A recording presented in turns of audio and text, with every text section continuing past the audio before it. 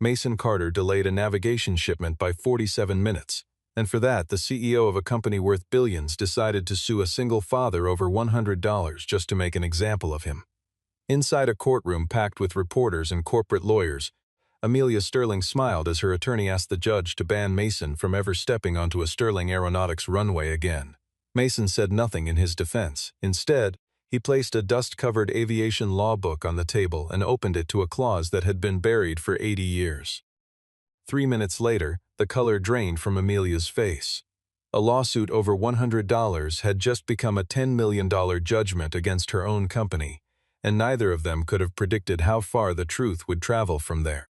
Stay until the end to see how one small lawsuit brought an entire aviation empire to its knees. Mason Carter ran Carter Flight Systems out of a narrow hangar near Rainier International Airport, a place that looked unremarkable from the outside but was trusted by pilots who had flown for decades and knew exactly whose signature meant something on a maintenance tag. The building itself was nothing more than corrugated steel and a concrete floor stained with years of grease, but inside it, every tool had its place and every calibration log was filled out by hand, the way Mason had been taught long before spreadsheets replaced paper. He never certified a piece of equipment that had not earned it, and that reputation was the only inheritance he had left after walking away from military systems engineering following his wife's death. Colleagues from that earlier life still called him occasionally, offering him positions with defense contractors that paid 4 times what his small shop brought in, and he always declined, telling them he had already built the only kind of company he wanted his daughter to grow up watching. He raised Ella quietly, picking her up from school most afternoons before returning to the hangar to finish the day's work once she was asleep, and every decision he made under that roof was shaped by the same unspoken rule: nothing mattered more than making sure a plane came down the way it went up. When Sterling Aeronautics hired him to calibrate an aging inertial navigation unit called the Meridian 7, meant for temporary installation before a high-profile demonstration flight in front of federal transportation officials, he treated the assignment the same way he treated every other job that came through his door, methodically and without shortcuts. The contract specified an 8 o'clock morning handoff, and Mason fully intended to meet it, the way he had met every deadline Sterling had given him over the 2 years they had worked together. The night before delivery, running the unit through one final diagnostic cycle out of habit rather than obligation, Mason found a gyroscope inside the Meridian 7, reacting too slowly whenever the internal temperature dropped below a certain threshold. The margin of error was small, measured in fractions of a degree, and would only appear under rare atmospheric conditions, but it was exactly the kind of flaw that could send a plane drifting quietly off course while crossing a pocket of electromagnetic interference at altitude. He sat with the open housing under a work lamp for nearly 2 hours, turning the part over in his hands, weighing what he already knew Sterling's answer would be if he called to explain the problem. Sure enough, when he did call, a project coordinator on the other end of the line told him the demonstration flight was short, low altitude, and heavily monitored, and that the risk was close to nothing. Calls kept coming through the night, each with one more insistent than the last, urging him to sign off and release the unit exactly as scheduled. Mason refused every time. He removed the faulty component, machined a replacement to spec, and ran the calibration sequence 3 separate times before he allowed himself to trust the readings. The Meridian 7 left his hangar at 8:47 that morning, 47 minutes past the agreed hour, and the flight it supported landed without incident in front of the officials watching from the tarmac. Sterling paid an additional $100 to cover the extra runway hold time, and Mason, satisfied that he had done the job the only way he knew how, assumed the matter was closed. 3 days later, a courier left a thick envelope from the federal court outside his hangar door, and when he opened it standing in the doorway with his coffee still in hand, he realized Sterling Aeronautics was not simply asking him to reimburse $100. The company wanted the court to declare him a hazard to aviation operations entirely, a label that would end everything he had spent a decade building. At Sterling Aeronautics headquarters, on the 31st floor of a glass tower overlooking the water, Amelia Sterling was preparing for a board vote that would decide whether her company secured a multi-billion-dollar government transport contract, and every detail of her supply chain needed to look flawless before federal auditors arrived to review it. She had taken over the company 2 years earlier, after her father's sudden death, and she had spent every day since proving to a boardroom full of men twice her age that she deserved the chair at the head of the table. Logan Pierce, her general counsel, framed Mason's delay as a deliberate act of defiance rather than an engineering judgment call, warning her that if one small supplier was allowed to ignore Sterling's schedule without consequence, dozens of others across the region would quietly follow his example. Amelia initially thought a lawsuit over $100 was beneath the company's time and legal budget, and she said as much in the meeting. Logan pushed further, proposing that the court also declare Mason in formal violation of industry safety standards, a ruling that would let Sterling cancel his contract outright without paying the technical fees still owed to him for months of prior work. Jackson Hale, the chairman of the board, backed Logan publicly in front of the room and needled Amelia privately afterward in the hallway, suggesting in a tone just short of contempt that she was too soft to run an aviation company the way her father had. Wanting to prove otherwise, and unwilling to give Jackson another opening to question her judgment before the government contract vote, Amelia approved the lawsuit. She had no idea that Logan had quietly pulled the Meridian 7 out of Mason's hangar before the final inspection had even been completed, using the pressure around the delay not to protect the demonstration flight at all, but to secure the unit for a second, unrelated flight that Amelia knew absolutely nothing about. News of the lawsuit spread quickly through trade publications, and Mason lost 2 contracts within a single day, one longtime client telling him plainly, almost apologetically, that even though they trusted his work completely, they could not risk being associated with a supplier that Sterling was publicly accusing of endangering flight safety. A third client stopped returning his calls altogether. At home, a message arrived from a commercial property broker asking whether he intended to sell the hangar, a message he deleted without responding to. Mason never explained the details of the lawsuit to Ella, telling her only that work had gotten a little complicated for a while and that everything would sort itself out. She was young enough to accept that answer, though old enough to notice the way he stayed up later than usual, sitting at the kitchen table surrounded by papers he quickly gathered whenever she walked past. When he finally sat down one night to read the lawsuit in full, line by line, one detail caught his attention and would not let go.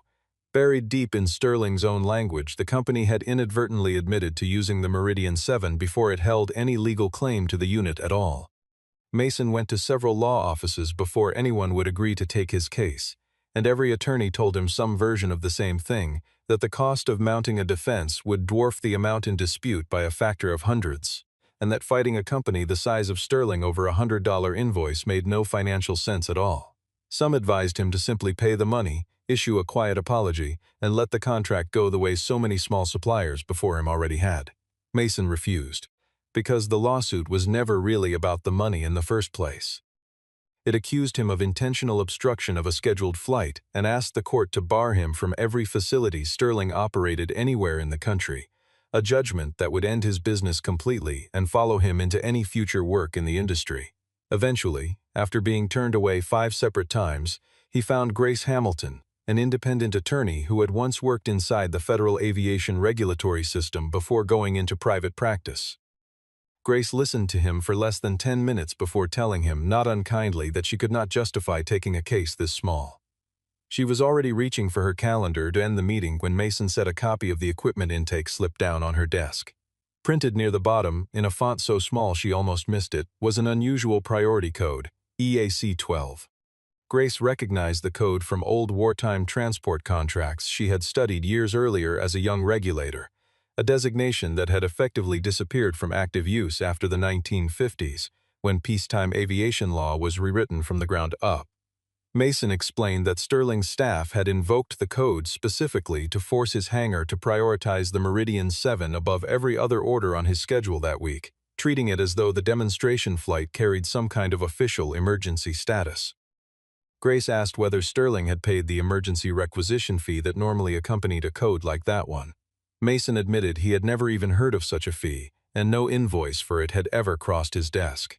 Curious now, despite herself, Grace searched every modern legal database available to her for any trace of EAC 12 and found nothing at all. The code simply did not exist anywhere in current aviation guidance, as though it had been erased rather than allowed to fade naturally.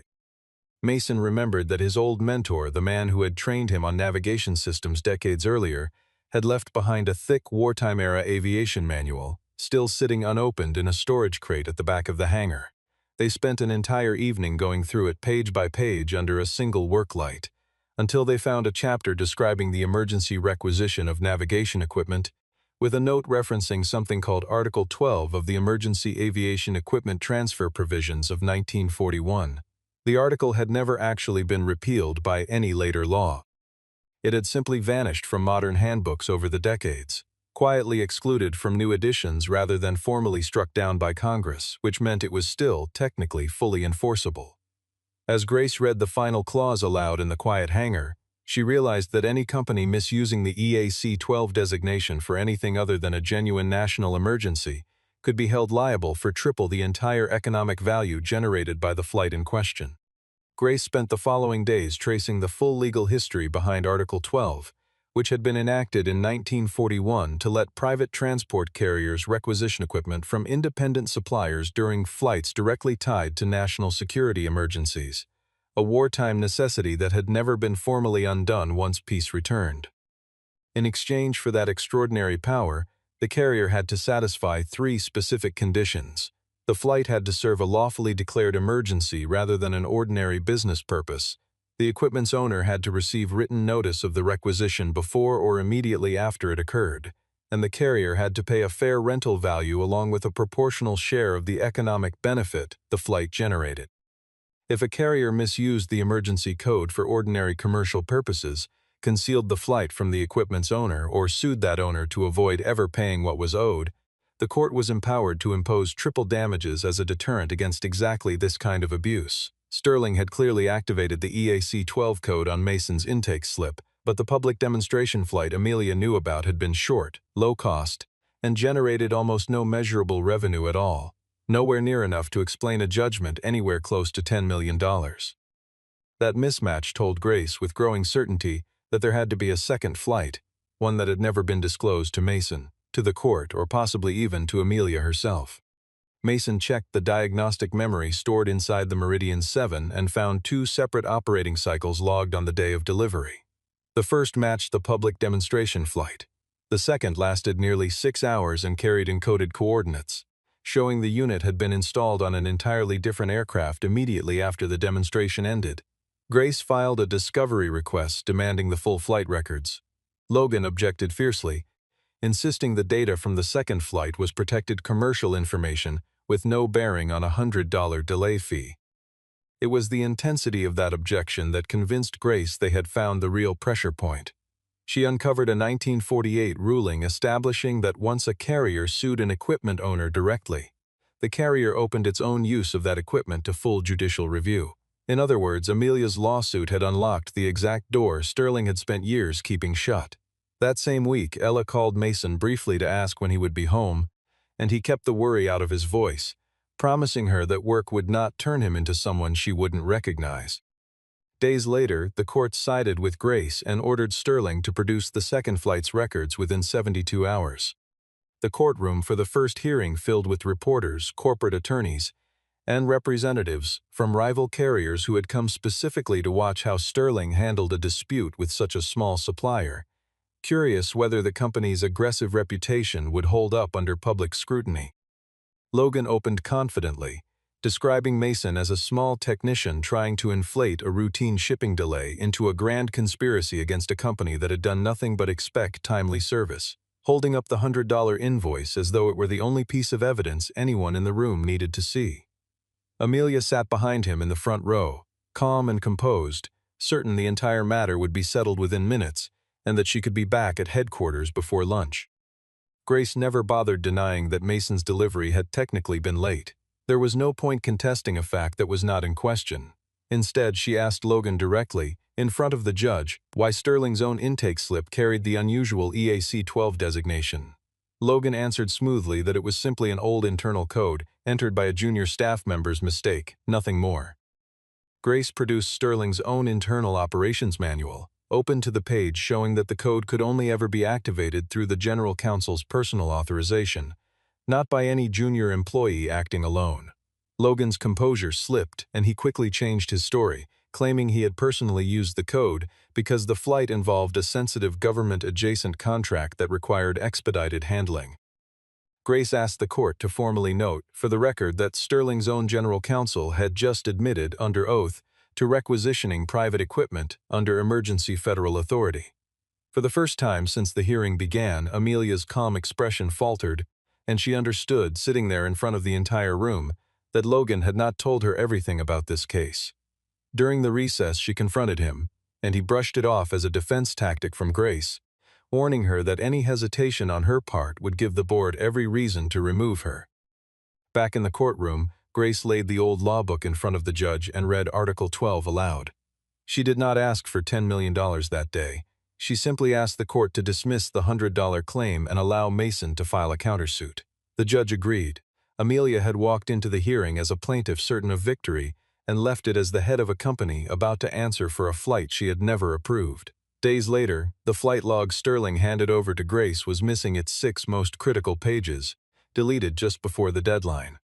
What remained of the surviving data showed the secret flight had transported a classified communications prototype worth hundreds of millions of dollars to a remote facility in Alaska, a job for which Sterling had been paid $3.4 million by a defense contractor eager to keep the arrangement quiet. Under Article 12, Mason was entitled to the fair use value of his own equipment, full compensation for the business he had lost once the lawsuit went public, and triple damages if Sterling's concealment of the flight could be proven deliberate rather than accidental.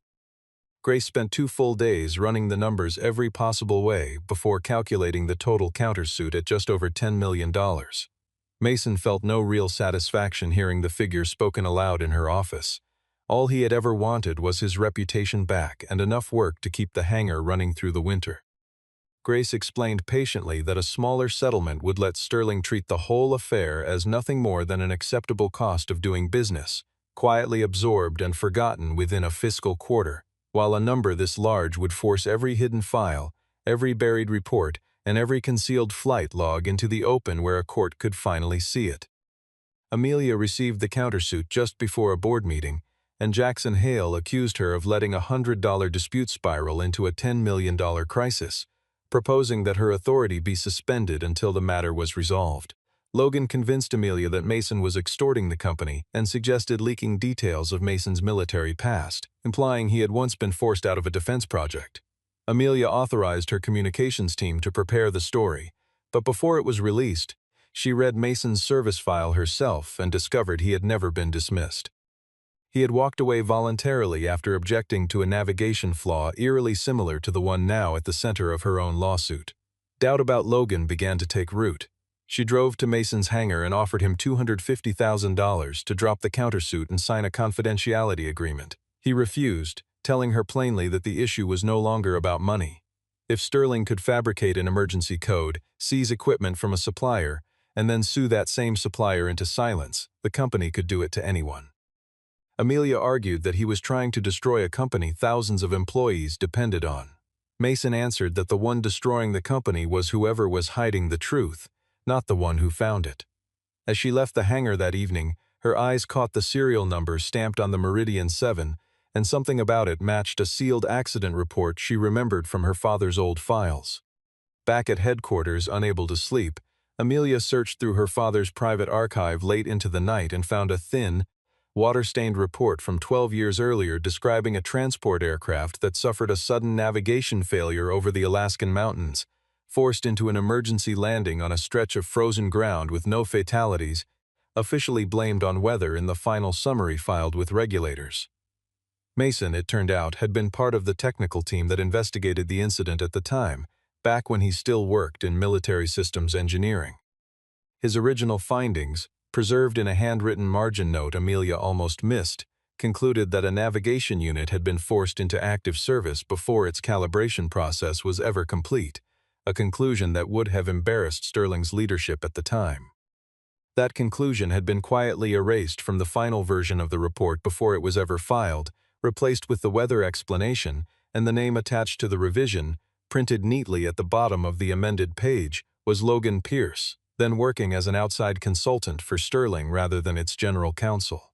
Amelia contacted Samuel Reed, the retired federal inspector who had signed the original findings, and Samuel told her that her father had wanted the incident made public but had been overruled by the board. Weeks later, the entire file disappeared, and Samuel found himself quietly reassigned out of relevance. Logan, it turned out, had invoked Article 12 on multiple prior occasions, requisitioning equipment from small suppliers and threatening to cancel their contracts or sue them outright whenever they asked to be paid. This flight was not the first instance of the pattern. It was simply the first time a supplier had preserved independent technical proof of what had happened. When Logan realized Amelia was digging into the past, he ordered a technician to erase the backup copy of the flight log from Sterling's servers. But the technician refused and quietly sent the data to Grace instead. That data proved the Meridian 7 had caused no dangerous delay whatsoever. If anything, Mason's repair had prevented a critical navigation error while the aircraft carrying the secret prototype crossed a stretch of the flight path with no supporting signal coverage. Had Mason delivered the unit at exactly 8 o'clock as instructed, the aircraft could have lost its bearings entirely over terrain with no way to recover. Amelia understood, with some discomfort, that the man she had sued over 47 minutes had likely saved the most important contract her company had ever signed. She wanted to withdraw the lawsuit immediately, but Grace warned her it was already too late. The deletion of company records had turned a civil dispute into a federal matter. Amelia began to respect Mason, though he remained guarded, certain her change of heart was driven by the company's exposure rather than any real reckoning with what had happened. Amelia admitted, for the first time without blaming Logan, that she had approved the lawsuit to protect her own image rather than to defend the truth. Before she could act on any of it, Logan called an emergency meeting and announced to the board that Amelia had conspired with Mason to extract $10 million from her own company. Jackson Hale suspended Amelia just before the final hearing began, leaving Logan to represent Sterling Aeronautics in her place. He opened by asking the court to dismiss Article 12 altogether, arguing it was an outdated provision with no place in modern aviation law. Grace countered that Congress had never repealed the article, and that several newer regulations still referenced it directly within their emergency requisition appendices. Logan then argued that Mason had never legally owned the Meridian 7 at the time of the second flight, since Sterling had already signed a purchase agreement for the unit. Grace produced that same agreement, which made clear that ownership would only transfer once Mason completed final calibration and Sterling paid in full, neither of which had happened before the secret flight departed. Samuel Reed took the stand as a witness and confirmed that Logan had known about Article 12 for over a decade and had once personally requested it be removed from internal manuals so that suppliers would never learn what it entitled them to.